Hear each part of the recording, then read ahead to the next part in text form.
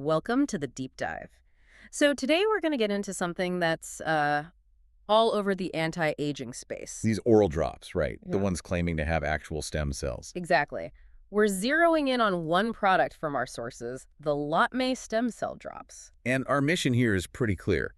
We take these wild claims, making a 65-year-old look decades younger from a $40 bottle and, hold them up against the actual science. Right, and that's the real tension here. Over 1 million customers, supposedly. How does that happen when the basic biology just feels, well, like it's impossible? Because it is. I mean, let's just break down their claim. They say you take these oral drops. A little 30-milliliter bottle. Yep. And the stem cells in it travel through your bloodstream to your skin and just trigger regeneration. Okay, but even before we get into the details, the biology of that just doesn't work at all. It doesn't. Real stem cells are living things. They No. need incredibly specific conditions, like cryopreservation. Deep freeze, basically. Exactly. They absolutely cannot survive in a dropper bottle at room temperature for a supposed 3-year shelf life.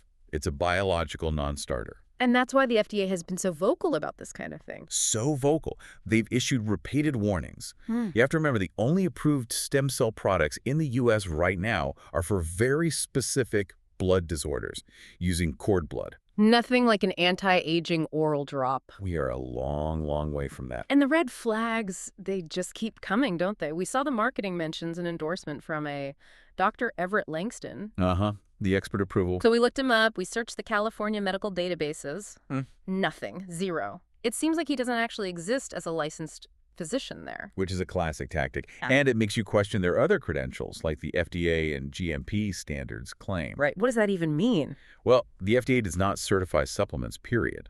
And GMP, or good manufacturing practice, is a real thing.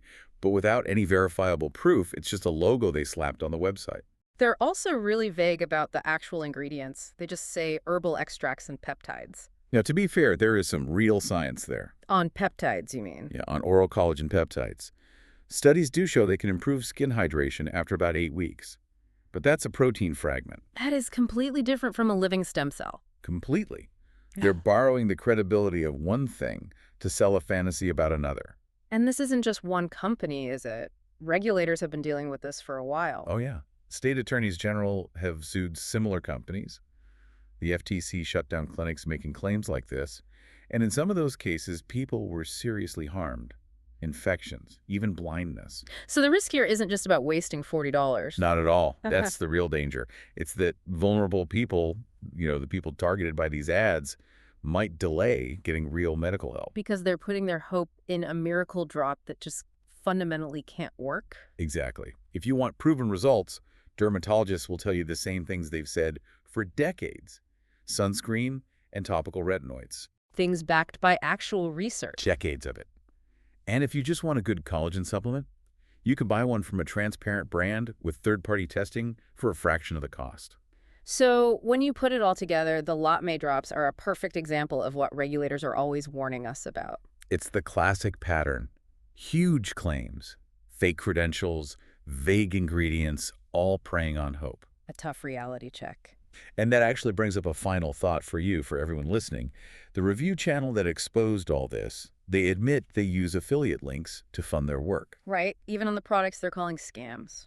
So it leaves you with a question, right? How do you really find objective truth when e-commerce marketing is so embedded in everything, even in the takedowns? What else out there is masquerading as an unbiased review?